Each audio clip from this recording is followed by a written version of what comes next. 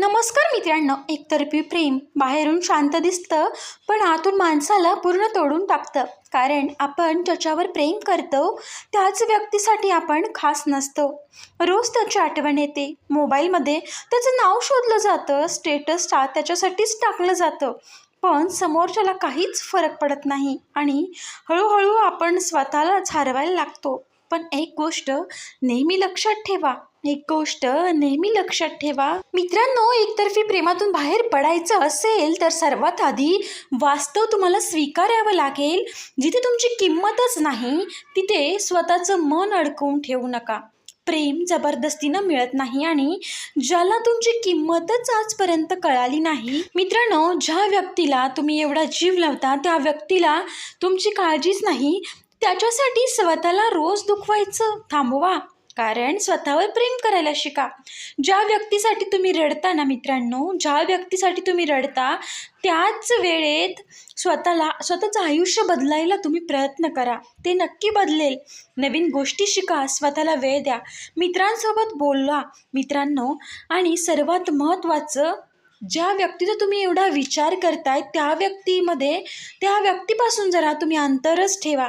कारण प्रत्येक मेसेज, प्रत्येक ती आठवण जुनी जखम पुन्हा उघडत असते. म्हणून त्यापासून लांब राहा. हो, विसरणं सोपं नसतं हे मलाही माहीत आहे. विसरणं सोपं अजिबात नाही आहे, पण हळूहळू तुमचं मन सावरतं मित्रांनो. आणि एक दिवस असा येतो जेव्हा ती व्यक्ती आठवते पण त्रास होत नाही.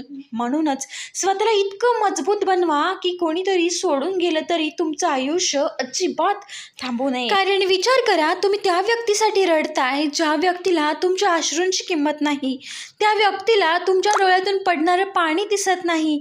मित्रांनो, अशा व्यक्तीसाठी तुम्ही रडू नका. आपल्याकडे वेळ ही अशी अमूल्य वस्तू आहे मित्रांनो. ही वेळ कोणासाठीच अजिबात थांबत नाही. म्हणून वेळेचा सदुपयोग करा, ना की अशा व्यक्तीच्या मागे लागू नका आणि ती वेळ खराब करू नका.